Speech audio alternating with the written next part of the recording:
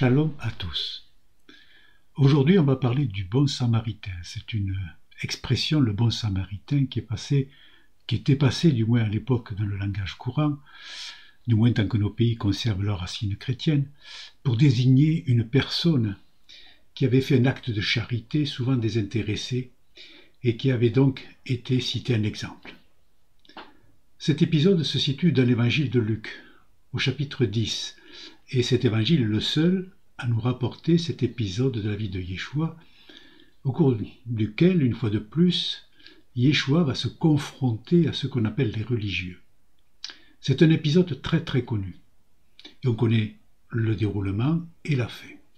Et ce que je vous propose, c'est qu'au-delà des mots, on va en chercher le sens secret, on va analyser la situation, on va s'appuyer sur les enseignements des Écritures et aussi, bien entendu, sur les enseignements des grands sages d'Israël afin de trouver la morale de cette histoire. Quel est le texte? On est donc dans le chapitre 10 de l'évangile de Luc, pour les versets qui vont de 25 à 35. Donc il y a un docteur de la loi qui se lève, vous pouvez le lire comme cela, il se lève, il dit à Jésus pour l'éprouver, « Maître, que dois-je faire pour hériter la vie éternelle ?» Et donc Jésus va lui renvoyer la question en disant « Qu'est-il écrit dans la loi ?» Et le docteur de la loi, qui connaît cela par cœur, bien entendu, va lui dire « Tu aimeras le Seigneur ton Dieu de tout ton cœur, de toute ton âme et de toute ta force, de toute ta pensée, ton prochain comme toi-même. » Nous avons là effectivement toute la quintessence de la Torah. Et Jésus lui dit, donc tu as bien répondu, fais cela et tu vivras. Mais ce docteur de la loi va poser une autre question à Jésus en lui disant, et quel est mon prochain? Et c'est là où Jésus va mettre en scène tout un scénario, toute une histoire, tout un midrash pour raconter cette histoire, pour expliquer exactement quel est le prochain, comment est-ce que cela doit fonctionner. Donc, on va reprendre maintenant tout cela et on va regarder intervenant par intervenant ce qui se passe. Donc à l'origine de cet épisode, on a une question qui est posée par un docteur de la loi. Un docteur de la loi, c'est ce qu'on appelle un kabbaliste.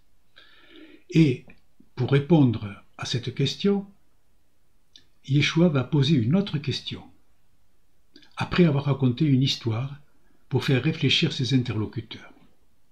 On a donc une histoire, un midrash, dans lequel on a trois intervenants, deux religieux, un Cohen, un lévite, et un simple particulier qui est appelé samaritain.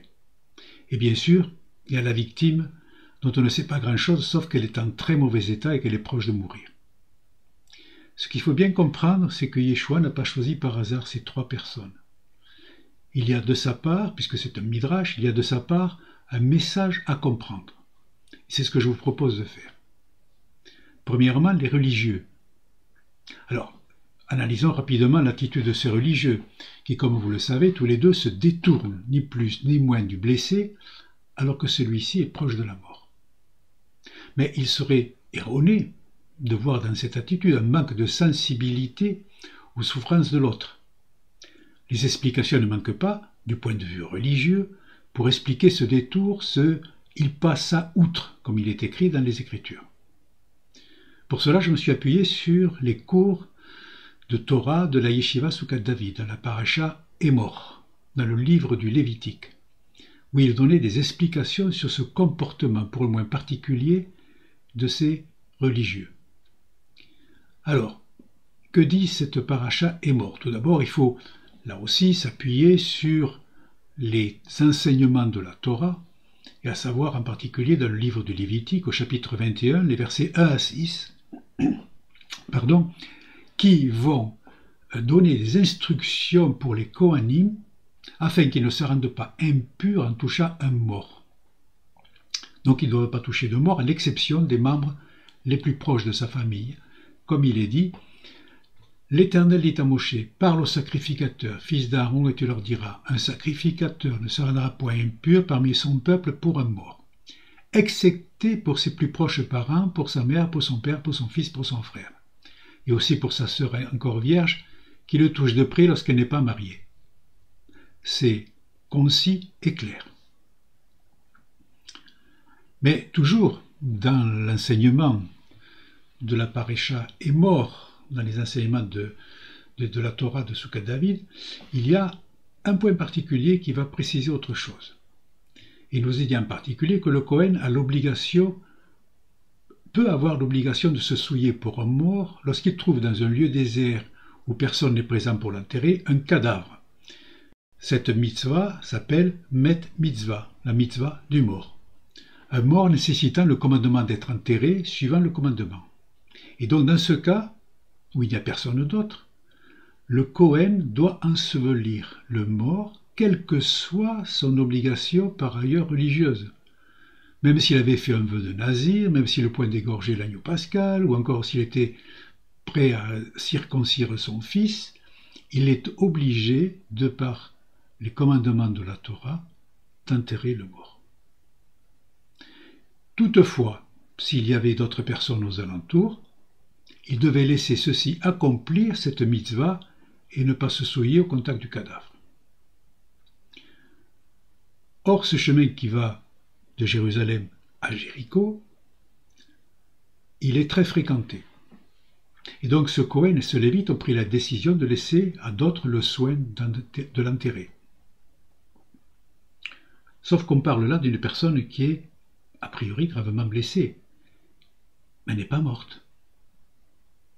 Et il y a un autre commandement dans Lévitique 19:16 qui dit « Tu ne t'élèveras point contre le sang de ton prochain, je suis l'Éternel ». Ce qui veut dire que on doit porter secours à des personnes qui sont en danger de mort. Donc, il transgresse en ne faisant pas cela le commandement de la paracha Kedoshim. Donc il y a un problème là. Enfin, surtout les religieux, ils ont un problème là-dessus. On en reparlera lors de la conclusion. Mais heureusement, pour cette victime, si on peut dire, arrive le Samaritain. Alors, ce Samaritain, on va regarder, mais avant de regarder exactement ce qu'il a fait, il faut maintenant ouvrir les enseignements du Rav Yehuda Ashlag, autrement dit celui qu'on appelle le Bala Sulam, le maître de l'échelle, que nous sommes en train d'étudier actuellement dans notre yeshiva, et c'est pour cela que je vous invite, je vous encourage à venir étudier avec nous. En effet, le Rav Ashlag, il nous donne un enseignement sur quelque chose de très important pour la compréhension des commandements et la compréhension de ce que doit être notre vie de foi. Voilà ce qu'il dit. En quelques mots, parce que ces enseignements sont immenses, mais là je ne vais prendre que, je vais faire de façon succincte. Nous avons été créés pour recevoir les bontés de l'Éternel. D'accord. Ce que nous recevons, nous devons le redonner. Sinon, on est dans le péché d'égoïsme, qui est le pire des péchés. Nous devons être altruistes et vouloir donner et aider les autres. Mais il faut que cette manière dont nous redonnons ne doit pas être pour nous une glorification, un acte qui nous procure en retour, comme un orgueil, et surtout une attente de reconnaissance de la part de la personne qui a bénéficié de notre don. Comme le dit Rav Ashlag dans son livre Le don de la Torah, dont je le cite, « Chaque mouvement que l'homme effectue pour aimer son prochain est motivé par l'espoir d'un retour et d'une récompense qui finalement lui reviendront et lui procureront une certaine utilité. » Écoutez bien maintenant, de tels comportements ne peuvent être appelés amour du prochain, parce que leur raison d'être et le résultat final escompté, c'est comme un salaire qui est payé qu'à la fin. Donc il faut apprendre à donner gratuitement à l'image de notre Créateur. Et c'est justement, on cite toujours cet exemple dans le judaïsme, que le meilleur don le plus désintéressé qui soit, c'est d'enterrer une personne car elle ne pourra pas nous le rendre. Vous voyez comme quoi tout se retrouve.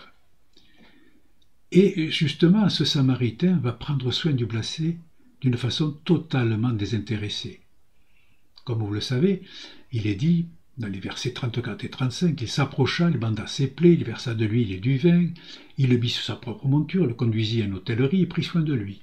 Et le lendemain, il tira 2 deniers, il les donna à l'hôtelier, et lui dit « Aie soin de lui, et ce que tu dépenseras de plus, je te le rendrai à mon retour. Donc, en soignant ce blessé, et même en pourvoyant à ses soins auprès de l'hôtelier, il fait cela sans attendre retour un quelconque remerciement d'une personne qu'il ne reverra sans doute plus jamais. C'est un acte de grand altruisme, presque comparable à celui d'enterrer un mort. Mais ce n'est pas tout. Parce que, comme je le disais à l'introduction, Yeshua a choisi exactement les personnages qui allaient intervenir dans ce midrash. Pourquoi un Samaritain qui est en fait un étranger pour un Juif? On sait que les Juifs, à cette époque, à l'époque de Yeshua, n'appréciaient que très peu les Samaritains. Comme il est dit, par exemple, dans l'évangile de Jean, lors de l'histoire de la Samaritaine au puits, il est dit, c'est dans le chapitre 4, verset 9, la femme samaritaine lui dit « Comment toi, qui es juif, me demandes-tu à boire, à moi qui suis une femme samaritaine ?»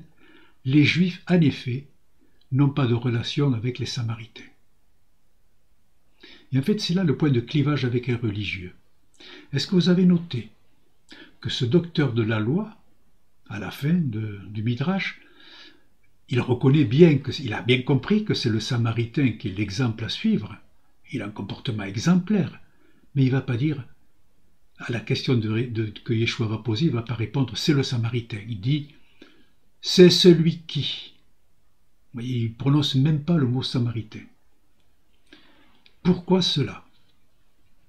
Alors, on a toujours, chez le Rav Ashlag, un autre enseignement dans son livre, toujours sur le principe du don des intéressés, qui concerne justement les nations. Et pour les Juifs, les Samaritains font partie des nations. Il dit exactement, ce Rav, écoutez bien, à ce propos, nos sages ont dit dans le Tikkun Zohar, qui est une partie du Zohar, au sujet des autres peuples, tout le bien qu'ils font, c'est pour eux-mêmes qu'ils le font. Explication. Quelle que soit la façon dont ils font du bien envers leurs semblables, ils ne le font pas par amour du prochain, mais par amour d'eux-mêmes. Parce que ceci, aimer et servir son prochain sans attendre de retour, n'est pas naturel comme nous l'avons expliqué.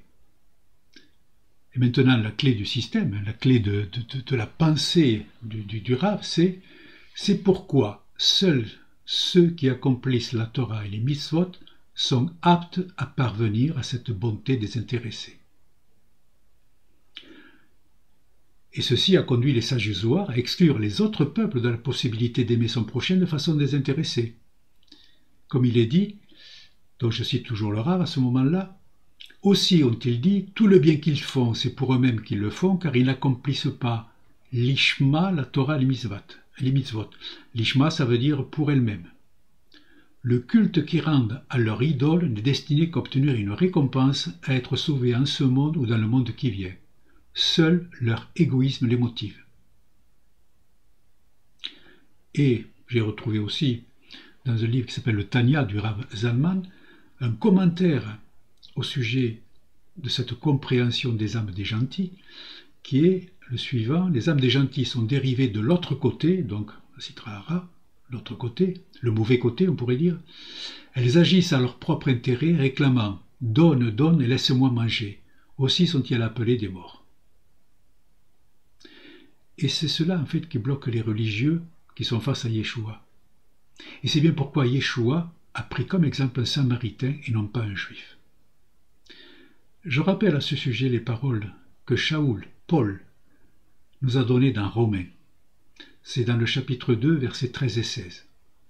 Il dit « Ce ne sont pas en effet ceux qui écoutent la loi qui sont justes devant Dieu, mais ce sont ceux qui la mettent en pratique qui seront justifiés, quand les païens qui n'ont point la loi font naturellement ce que prescrit la loi, ils sont eux qui n'ont point la loi, une loi pour eux-mêmes. Ils montrent que l'œuvre de la loi est écrite dans leur cœur, leur conscience en rendant témoignage. »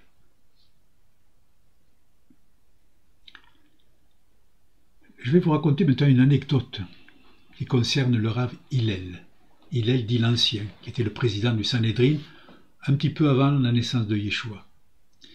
Un prosélyte un jour, donc quelqu'un qui était en voie de conversion au judaïsme, mais qui était un petit peu bizarre, est venu le voir en lui disant « Apprends-moi la Torah tout entière, tandis que je me tiens sur un pied. »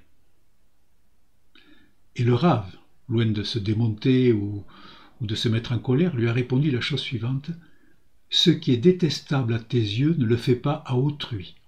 C'est là toute la Torah, le reste n'est que commentaire. Maintenant, va et étudie. C'est cité dans le Talmud de Babylone. Alors, pourquoi est-ce que je vous raconte cette anecdote? Tout simplement parce que la question du docteur de la loi était: qui est mon prochain? Et donc la réponse aurait dû être: l'homme victime des brigands que l'on doit aider dans ce cas. Mais la réponse que Yeshua va faire, qui est en fait une autre question, comme c'est souvent le cas, Yeshua, vous verrez, bien souvent répond à une question par une autre question pour faire réfléchir les personnes. Et donc cette réponse de Yeshua, qui était la question, elle est remarquable parce qu'il dit: lequel de ces trois te semble avoir été le prochain de celui qui est tombé au milieu des brigands? Et cette réponse colle à la réponse de Hillel, réponse que l'on pourrait aussi traduire par son inverse, à savoir: ce qui est bien à tes yeux, fais-le à autrui. Il veut dire par là: si tu étais cet homme agonisant au bord de la route, est-ce que tu ne voudrais pas qu'un prochain vienne t'aider? Et donc cela veut dire, et c'est là le sens de ce midrash de Yeshua, cela veut dire que chacun est le prochain de l'autre, tous unis et tous responsables de chaque individu.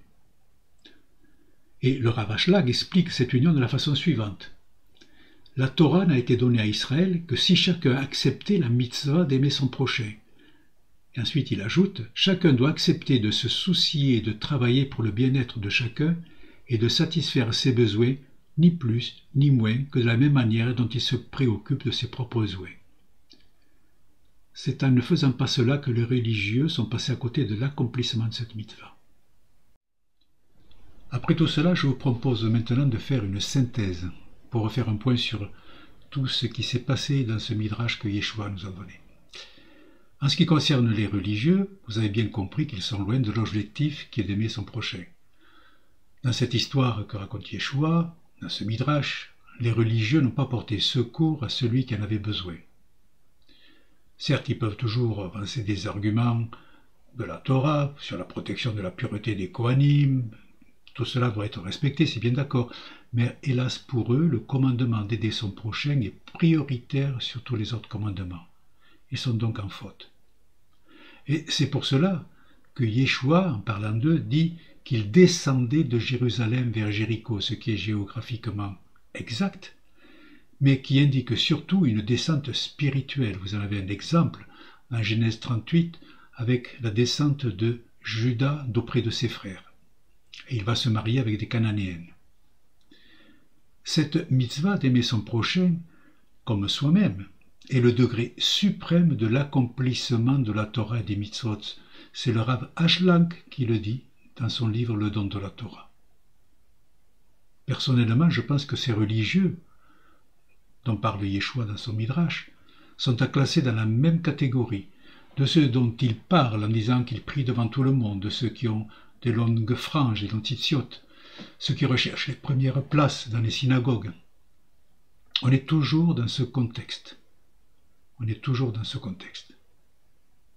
En ce qui concerne les Samaritains, le Samaritain et les nations, Yeshua a mis en scène ce Samaritain, qui est certes un non-juif, mais ce n'est pas non plus un Syrien ou un peuple voisin. Comme on a dit auparavant, ces Samaritains se réclament du judaïsme. Il y a dans son âme une trace de Torah. Vous pouvez faire un parallèle entre ce Samaritain et ce qui est arrivé dans l'épisode de la femme syro-phénicienne, celle qui réclame les miettes qui tombent de la table. Yeshua a refusé de lui parler. Ce sont les disciples qui l'ont amené au maître. Et il est vrai que Yeshua va finalement guérir sa fille à sa demande pour la délivrer de ces mauvaises choses. Mais il ne le fait que lorsque cette femme aura reconnu sa messianité. En fait, ce Samaritain représente Éphraïm. Il est évident qu'à l'époque, quand Yeshua a fait ce midrash face aux religieux, il ne pouvait pas parler d'Éphraïm, puisqu'Éphraïm n'existe plus à ce moment-là. C'est Éphraïm qui aujourd'hui se lève. C'est Éphraïm qui aujourd'hui veut revenir à la Torah, qui veut appliquer les commandements, qui veut connaître ces commandements par crainte et amour de l'Éternel, et non pas pour chercher une vaine gloire. Car le point essentiel de cette histoire, c'est de revenir à l'Éternel avec crainte et amour. Et c'est l'unique façon de le rencontrer. C'est en étudiant la Torah et en pratiquant les mitzvot le mieux possible qu'on arrive à rencontrer l'Éternel. Maintenant, aimer son prochain. Toute la Brit Hadasha, le Nouveau Testament, est basée sur cette mitzvah, ce commandement. La Brit Hadasha est un enseignement de Moussar, où on apprend à développer ses qualités et ses vertus. Et tous les enseignements de Yeshua et de ses disciples ne parlent que de cela. Et Yeshua va être le premier à montrer l'exemple, jusqu'à donner sa vie pour les pécheurs que nous sommes. Aimer son prochain, c'est fait pour réaliser l'unité du corps. Quand je parle du corps, ce n'est pas l'Église ou les églises. C'est beaucoup plus spirituel que cela. On est en plein dans les enseignements de la Kabbalah biblique. Cette Kabbalah biblique qui nous aide justement à décrypter les Écritures. Et c'est essentiel à notre époque. Aimer son prochain, c'est laisser de côté son ego pour s'ouvrir aux besoins de l'autre, sans penser à en tirer un quelconque profit. Aimer son prochain implique obligatoirement de comprendre comment on fonctionne spirituellement. Quelles forces, bonnes ou mauvaises, comme celles de l'autre côté, nous animent, et comment on peut arriver à les canaliser pour aller vers le côté de la lumière. C'est d'ailleurs pour vous aider en cela que la Yeshiva Soukat David vous propose un enseignement sur la guérison intérieure, un groupe de travail. Ce sont des groupes de travail qui se réunissent pour justement, cas par cas, apprendre à voir comment on fonctionne. Aimer son prochain, c'est faire briller aussi nos sphirotes de l'arbre de vie, afin de recevoir la lumière divine, afin que notre âme s'élève vers les degrés supérieurs. Tout cela n'est pas inné. Il y aura des combats très difficiles contre notre chair. Il faut étudier Torah, Écriture, Kabbalah, prier, se mettre à l'écoute du Maître. Mais ce n'est pas gagné d'avance. On cite souvent, dans notre yeshiva, l'épisode en acte 15, versets 19 et suivants, quand les disciples parlent de ceux des nations qui reviennent, qui retournent à Dieu. Il est dit, il faut qu'on leur écrive de s'abstenir aux souillures des idoles, à l'impudicité, aux animaux étouffés et du sang. Car, depuis bien des générations, Moïse, Moshe, a dans chaque ville des gens qui le prêchent, puisqu'on le lit tous les jours de Shabbat dans les synagogues. Il n'y a pas d'autre voie pour y arriver. Les disciples nous avaient donné déjà ce chemin à l'époque, il est toujours vrai 2000 ans après. Et les enseignements de notre yeshiva Soukat David vous aideront justement à progresser dans votre vie spirituelle. Et je n'aurai qu'un seul conseil, le temps presse. N'attendez pas trop longtemps, rejoignez-nous. Que l'Éternel vous bénisse. Amen.